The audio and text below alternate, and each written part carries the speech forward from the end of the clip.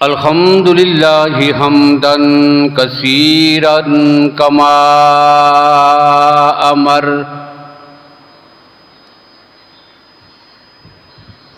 वनशहदु अल्ला इलाहा इल्लल्लाहु वहदहु ला शरीका लहु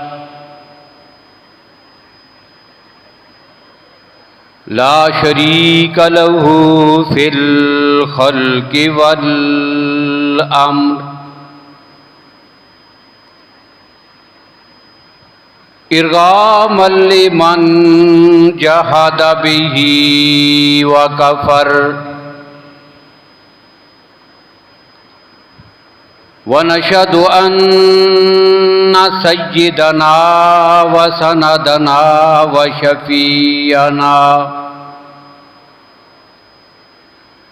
शफीअना मुहम्मदन अब्दुहु व रसूलुहु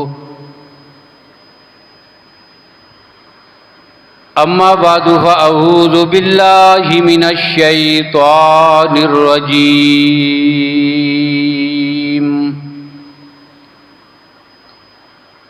बिस्मिल्लाहिर रहमानिर रहीम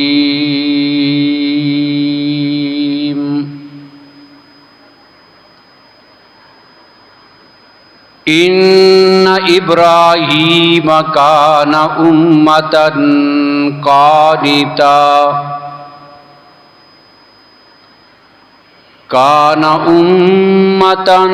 कानितन लिल्लाहि हनीफा वलम यकु मिनल मुश्रिकीन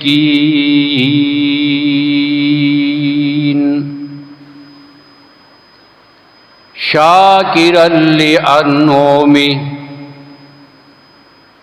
इज्तबाहु वादाहु इला सिरातिम मुस्तकीम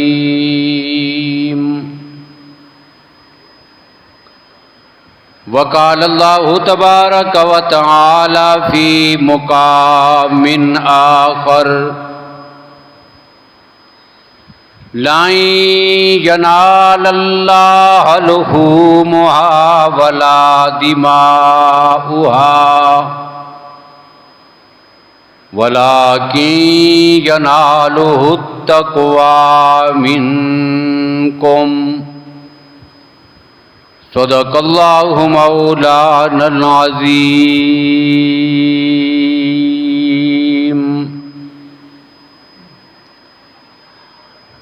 अल्लाहुम्मा सल्लि अला मुहम्मदिन व अला आलि मुहम्मद बिअददि मन क़अद व क़ाम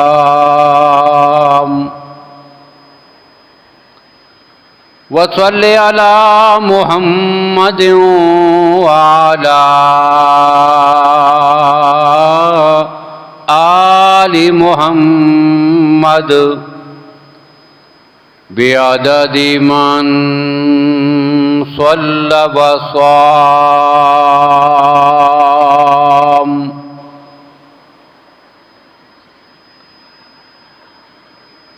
काबिल सद एहतराम बुजुर्गों, भाइयों, अजीज़ दोस्तों,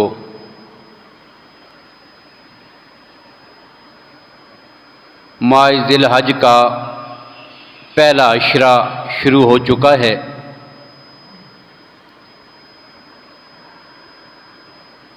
और ये अशरा,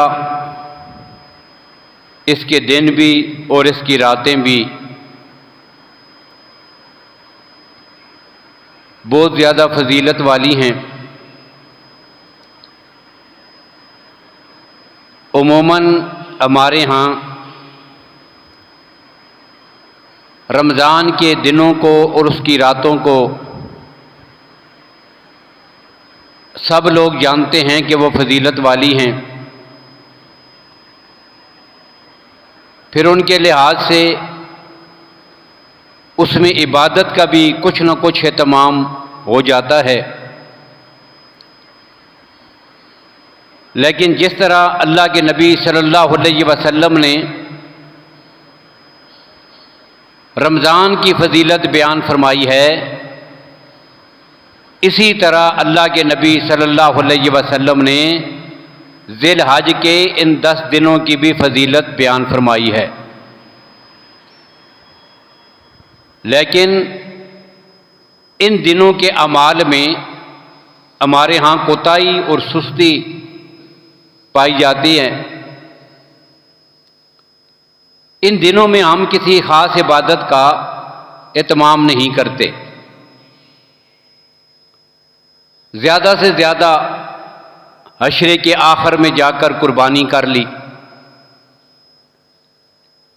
बाकी पूरे ये 10 दिन जो है ये इसी गफलत में और सुस्ती में हम गुजार देते हैं। तो पहली बात जो अर्ज़ करनी है वो ये है कि हम सब इन 10 दिनों की जो अज़मत और फजीलत है उसको समझें और अपने दिलो दिमाग में बिठाकर ये 10 दिन उसी तरतीब के मुताबिक बसर करें। अल्लाह के नबी सल्लल्लाहु अलैहि वसल्लम ने फरमाया, जो इन 10 दिनों में ईद के दिन के अलावा बाकी जो 9 दिन हैं, दिन का रोज़ा रखेगा तो एक रोज़ा 1 साल के रोज़ों के बराबर है। अभी किसने फरमाया? अल्लाह के नबी सल्लल्लाहु अलैहि वसल्लम ने। तो जिस ज़ात ने रमज़ान की अज़मत बताई है, उसी मुक़द्दस ज़ात ने ये अज़मत भी बताई है। लेकिन चूंकि रमज़ान का एक माहौल बना होता है, उसमें हम कुछ ना कुछ थोड़े से चल जाते हैं, जबकि इन दिनों की इबादत का हमारे यहाँ कोई माहौल ही नहीं बना होता। इसलिए एहतमाम करें कि दिन के रोज़े हों और रात की इबादत को अल्लाह के नबी सल्लल्लाहु अलैहि वसल्लम ने एक फरमान में लैलतुल कदर के बराबर करार दिया है। अब जब अल्लाह के नबी ने बता दिया तो ईमान वालों का काम क्या है? बस अज़मत को सामने रखें और फिर इसी तरतीब से ये 10 के 10 रातें जो है इनको बसर करें। और मुफस्सिरीन ने ये बात इरशाद फरमाई है कि रब्बुल आलमीन ने कुरान पाक में जो कसम उठाई है 10 रातों की, वो यही 10 रातें, वल फज्र वल यालिन अश्र। मुझे फजर की कसम है, मुझे 10 रातों की कसम है। रब जिन 10 रातों की कसम उठा रहा हो तो जाहिर सी बात है वो बड़ी अज़मत वाली होंगी। इसलिए इन दिनों को, इन रातों को अल्लाह की इबादत में बसर करें। ये पहली बात थी। दूसरी बात यह है कि अल्लाह के नबी सल्लल्लाहु अलैहि वसल्लम ने इरशाद फरमाया कि किसी आदमी का कोई भी नेक अमल इन 10 दिनों में अल्लाह के यहाँ इतना महबूब नहीं जितना इन सारे अमाल में आखिर में जाकर जो एक अमल होता है जिसको कुर्बानी कहते हैं। सबसे बेहतरीन और पसंदीदा अमल कुर्बानी करनी है। और इस कुर्बानी की फजीलत क्या है? अल्लाह के नबी सल्लल्लाहु अलैहि वसल्लम ने फरमाया कि ये जो कुर्बानी है, सहाबा किराम के सामने अल्लाह के नबी इरशाद फरमा रहे थे, सुन्नतु अबीकुम, तुम्हारे वालिद मोहतरम सैयदना हजरत इब्राहीम अलैहिस्सलाम की सुन्नत है। सुन्नतु अबीकुम इब्राहीम, ये उनकी सुन्नत है। अल्लाह ने वही सुन्नत इस उम्मत में जारी फरमा दी है। अब फिर सहाबा किराम ने पूछा, फमा लना फीहा या रसूल अल्लाह सल्लल्लाहु अलैहि वसल्लम, अल्लाह के नबी हमें इसमें क्या मिलेगा? जब हम कुर्बानी करेंगे तो क्या मिलेगा? तो अल्लाह के नबी सल्लल्लाहु अलैहि वसल्लम ने फरमाया, बिकुल्ल शारिन खसना, जितना कुर्बानी करने वाले जानवर के जिस्म पे बाल हैं अल्लाह तुम्हें उतनी नेकियां अता फरमाएंगे।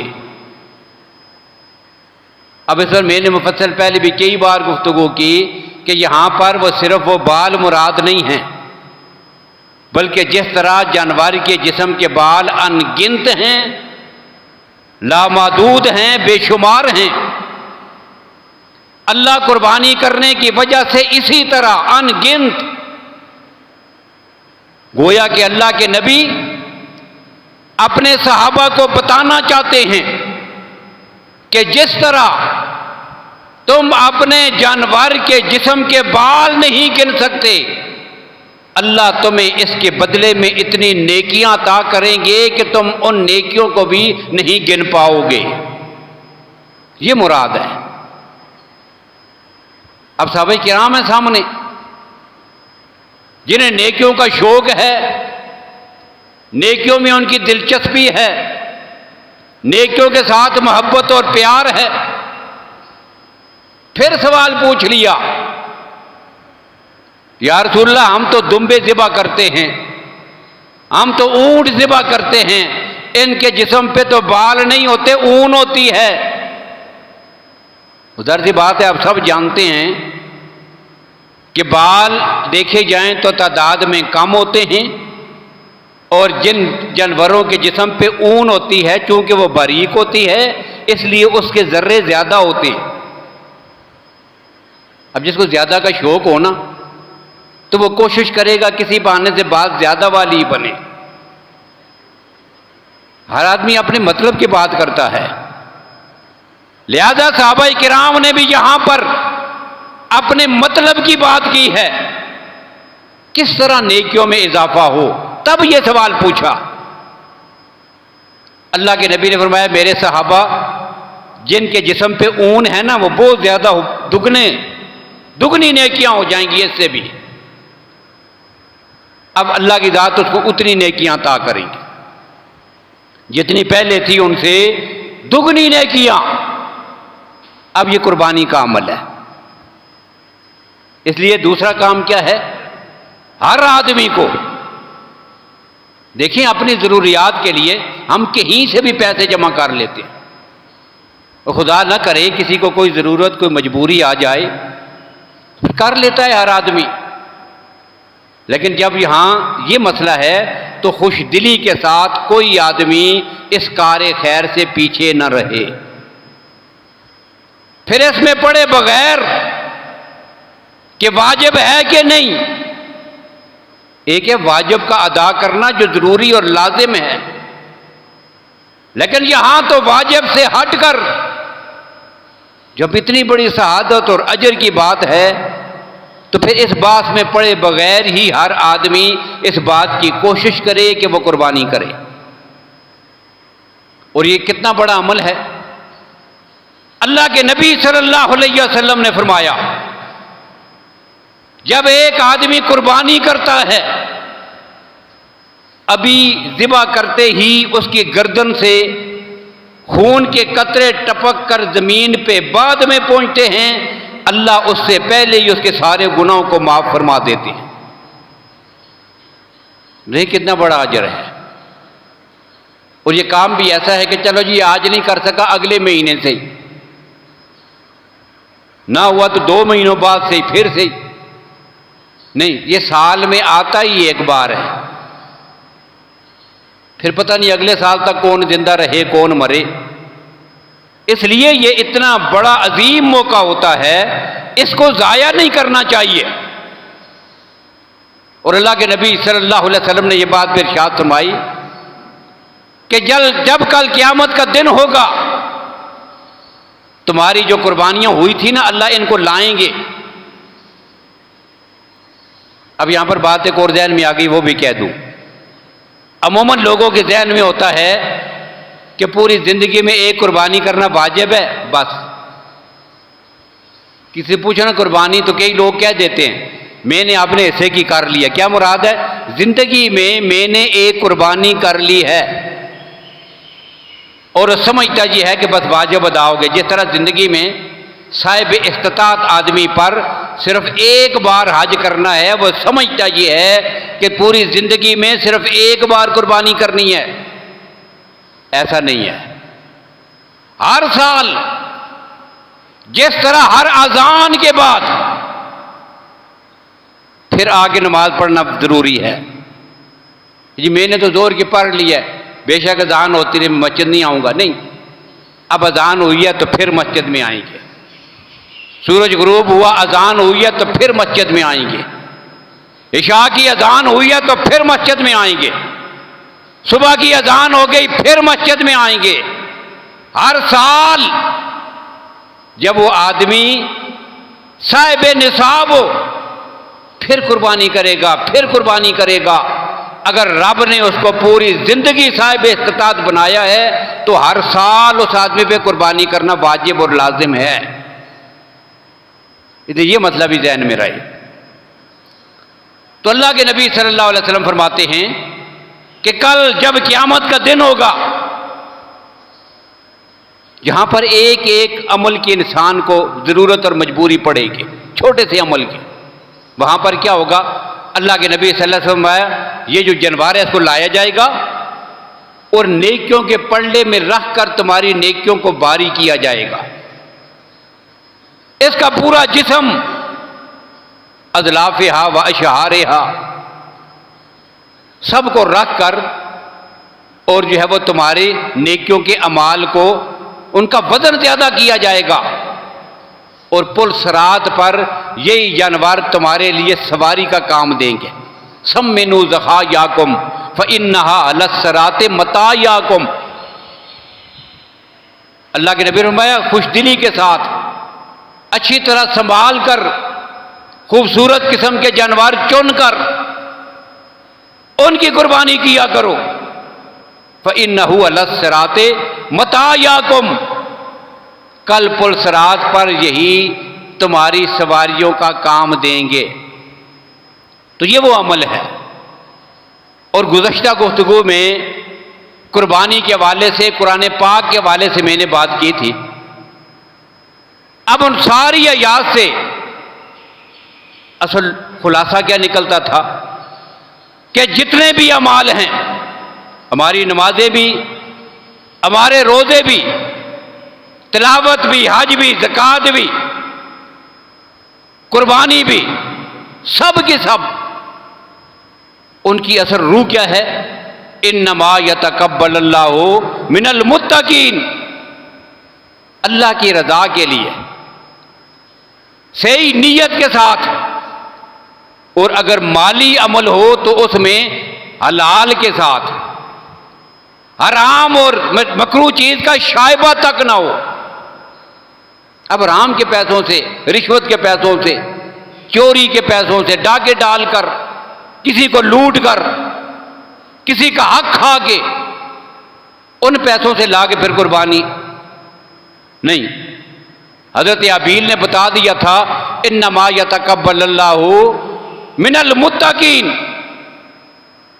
और फिर अल्लाह के नबी ने भी ये बात बता थी, इन्ननी अदानी रब्बी इला सिरात मुस्तकीम दीनन क़ियमम मिल्लत इब्राहीम खलीफा वमा काना मिनल मुशरिकीन। कुल इन्ना सलाती व नुसुकी व महयाया व ममाती लिल्लाहि रब्बिल आलमीन। सिर्फ अल्लाह की रजा के लिए और माल हलाल से तब कुर्बानी होगी। फिर अल्लाह अपने नबी को जो कहते हैं फसल्ले ले रब्बे का वनहर, अपने रब की रजा के लिए खुलूस नीयत से नमाज भी पढ़, वनहर कुर्बानी भी कर। और फिर सूरह हज में अल्लाह कहते हैं, यहां तो रब्बुल आलमीन ने सिरे से बात ही खत्म कर दी। क्या फरमाया?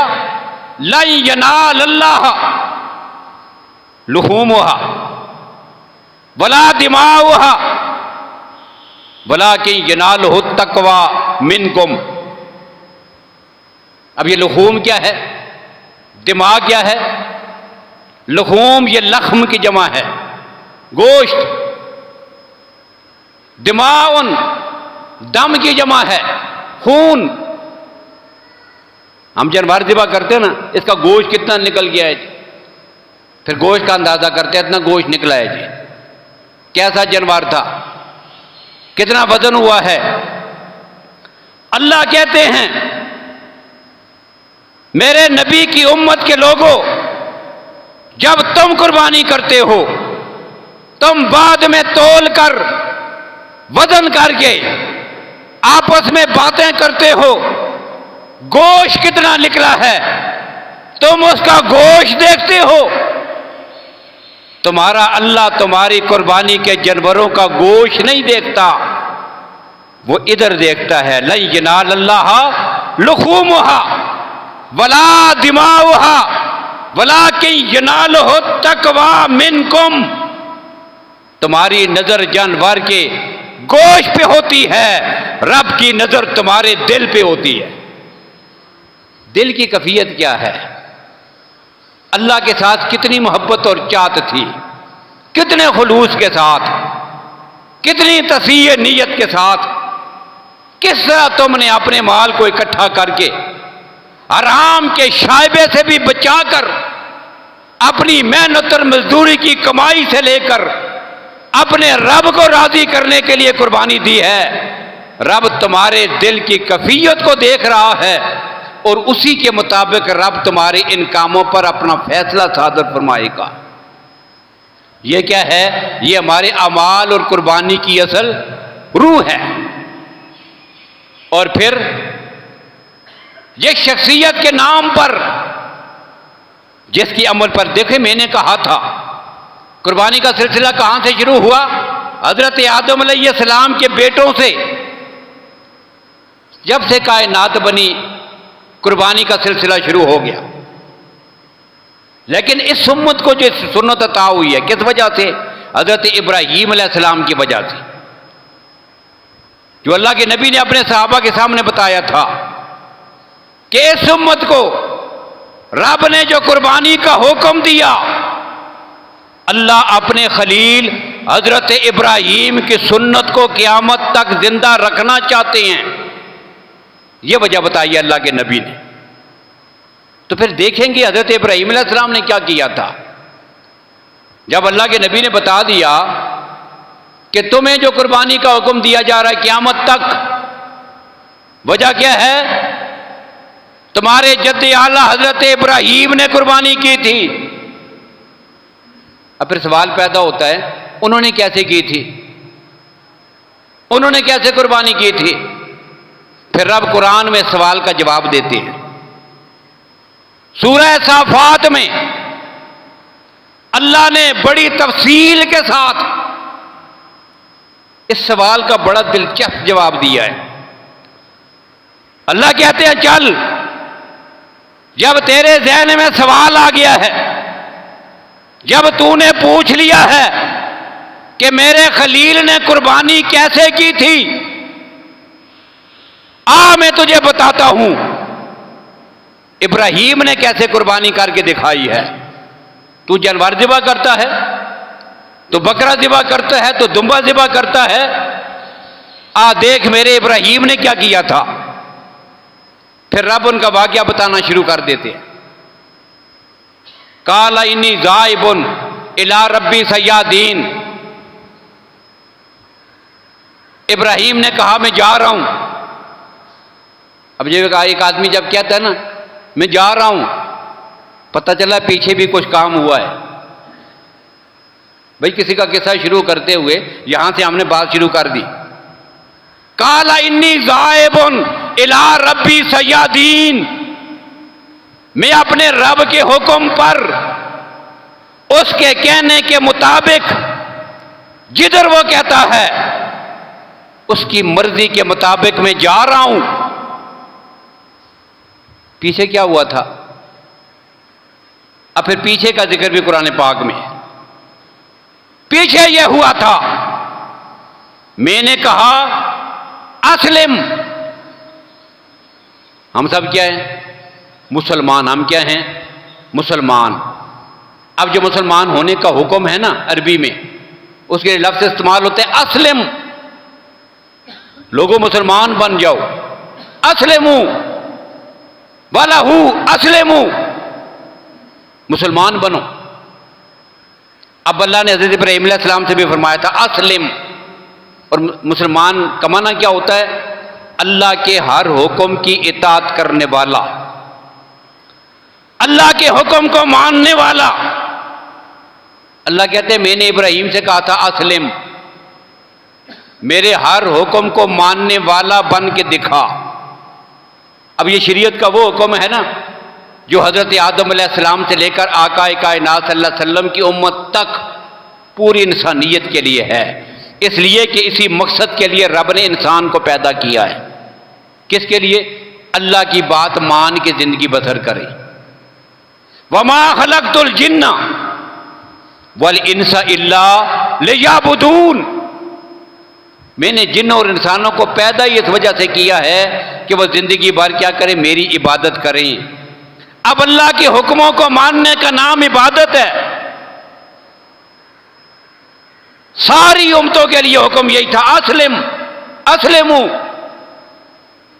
लेकिन उनको जो शरीयत दी गई उसका नाम मुख्तलिफ, हर नबी की शरीयत का अपना नाम और उसके मानने वालों का अपना नाम। अब अल्लाह ने इस उम्मत पे जो कर्म किए ना नबी के सदके में सल्लल्लाहु अलैहि वसल्लम, उनके सदके में जो कर्म हुआ, अल्लाह ने जहां पर इन्हें भी हुक्म दिया अस्लिमू, वहां पर इन्हें जो मजहब दिया ना उस दीन का नाम ही अल्लाह ने इस्लाम रख दिया है। बाकी अल्लाह के हुक्म मानने वालों के नाम मुख्तलिफ। अपने जमाने में उन्हें यहूदी कहा गया, किसी जमाने में उन्हें ईसाई कहा गया, कोई और नाम था। इस उम्मत को जो शरीयत को मानने वाले उनको क्या कहा गया? मुस्लिमीन।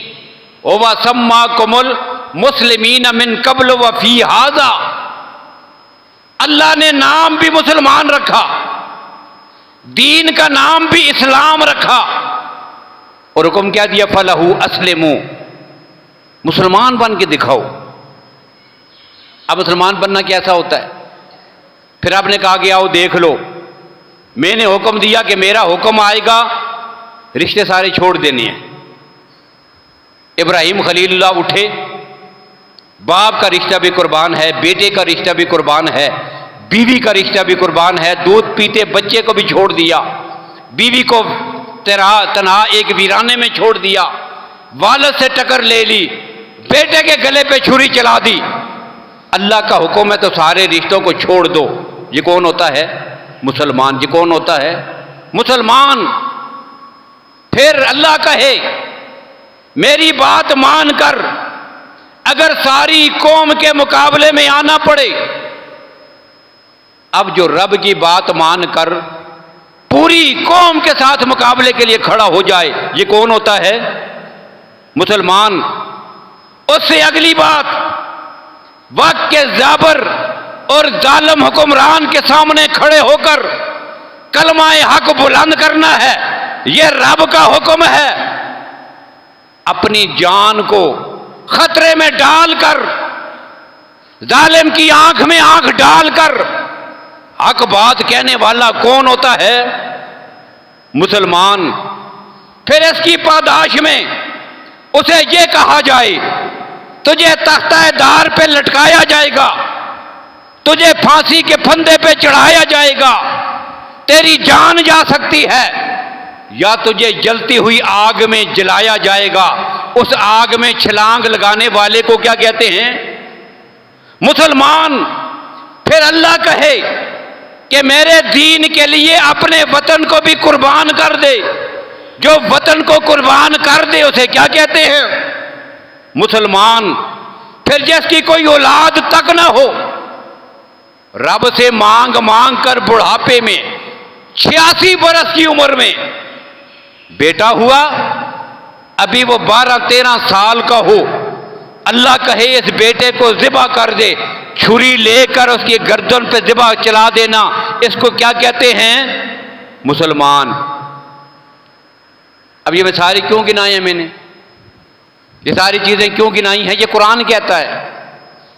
ये अगले जुम्मे में इसका इंशाल्लाह तफसील आती रहेगी, आज तफसील नहीं की मैंने। गिनाए इस वजह से हैं, हम क्या हैं? मुसलमान। हम क्या हैं? मुसलमान। इसलिए हम यहां से नीचे गिरबान में झांक कर देखें, हम भी ऐसे ही हैं। अल्लाह कहे सारे रिश्तों को कुर्बान कर दो, मेरी बात नहीं छोड़नी, मेरा हुक्म मानना है, सब कुछ छोड़कर अल्लाह की बात माननी है ना, तो फिर उस वक़्त जो अल्लाह ही की बात मानता है सब कुछ छोड़ देता है। रिश्ते भी कुर्बान, कौमियत भी कुर्बान, तहल्लुक भी कुर्बान, वालिद को भी कुर्बान कर दिया, बेटे को भी कुर्बान कर दिया, वतन को कुर्बान कर दिया, सब कुछ दे डाला। अल्लाह की बात को मानेगा तो वह मुसलमान है, वरना हम सिर्फ नाम के मुसलमान हैं। इसलिए मुसलमान होना ये कोई आसान बात नहीं है। ये शहादत गाह उल्फत में कदम रखना है। लोग आसान समझते हैं मुसलमान होना, ये कोई आसान काम नहीं है।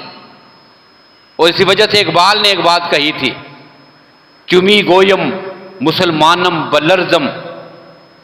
जब मैं कहता हूं ना कि मैं मुसलमान हूं, कांप जाता हूं। क्यों? कि दानम मुश्किलाते ला इला रा। मुझे पता है कि जब मैंने कहा कि मैं मुसलमान हूं, ला इलाहा कह दिया, फिर उसके बाद जिंदगी कैसे गुजारनी है, जब उस पर नजर डाल जाती है ना, फिर मेरी टांगें कांप जाती है। तो इसलिए रब ने क्या कहा था? अस्लिम। अब यहां कौन है? अल्लाह का खलील। अब अल्लाह कहते हैं मैंने अपने नबी को हुक्म दिया, अपनी उम्मत को हुक्म कर, ये तुम्हारे जद्दे आला हजरत इब्राहीम की सुन्नत है, क़यामत तक तुम भी अमल किया करो। फिर इब्राहीम ने कैसे सुन्नत पे अमल किया? तो मैं क्या ये रहा था कि सूरह सफ़ात में अल्लाह ने जिक्र किया है। निकले ये सारी कुर्बानियां देकर, इन्नी ज़ाइबुन इला रब्बी, इससे ये बात हुई है ना कि मैं अपने रब की तरफ जा रहा हूं। इतने इम्तिहानात से गुजर कर आखिरकार वतन भी छोड़ा और छोड़कर मुल्क शाम में आ गए, सब कुछ छोड़ छाड़ कर कुर्बान करके। बीवी साथ है, हजरत सारा रज़ी अल्लाह ताला अन्हा। अब यहां पे पहुंचाए, हजरत सारा को खादमा के तौर पर बादशाह की बेटी मिली, खादमा के तौर पर। उन्होंने उसी औरत को का निकाह अपने खामद हजरत इब्राहीम अलैहिस्सलाम से करवा दिया। अब इस लड़की का नाम क्या था? हजरत हाजरा रज़ी अल्लाह ताला अन्हा सलामुल्लाहि अलैहा। और ये वालदा मोहतरमा हैं सैयदना इस्माईल ज़बीहुल्लाह की। अब औलाद कोई नहीं, अल्लाह का खलील है, अल्लाह के उलुल अज़म पैगंबर और नबी हैं, औलाद कोई नहीं, उम्र 86 साल हो गई। अब यहां पे पहुंचे, बीवियां हैं और आप हैं, औलाद कोई नहीं, उम्र भी इतनी। अब दुआ करते हैं, रब्बे हबली मिनस सालिहीन, रब्बे हबली मिनस सालिहीन। जिन लोगों की औलाद ना हो ना, जिस शख्स की भी, यही दुआ है उसके लिए, रब्बे हबली मिनस सालिहीन, या अल्लाह मुझे नेकोकार बेटा अता कर, नेक औलाद अता कर।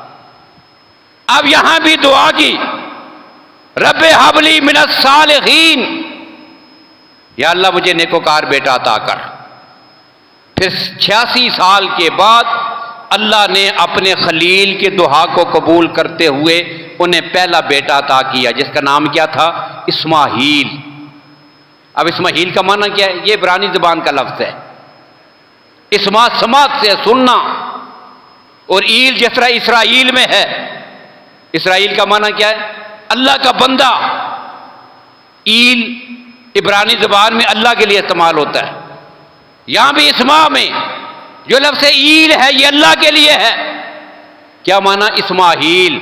ये वो है कि रब ने जब दुआ सुनी थी तो अता किया था, अल्लाह ने सुन ली बात और ये बेटा अता किया। नाम क्या हुआ? इस्माहील। अब यही बेटा था कि जब वो 13 साल की उम्र को पहुंचा तो फिर रब ने हुक्म दिया उसकी कुर्बानी करने का। इस बेटे को अल्लाह के नाम पे कुर्बान किया है। तो इंशाअल्लाह तफसील इसके बाद में आएगी। तो ये कुर्बानी कोई छोटा सा अमल नहीं है, बहुत बड़ी इबादत है। इस अशरे का, साल का, इस दिन का, कुर्बानी के अयाम में साल भर में जो सबसे महबूब तरीन अमल है, सबसे कीमती अमल है, वो कौन सा अमल है? वो कुर्बानी का अमल है।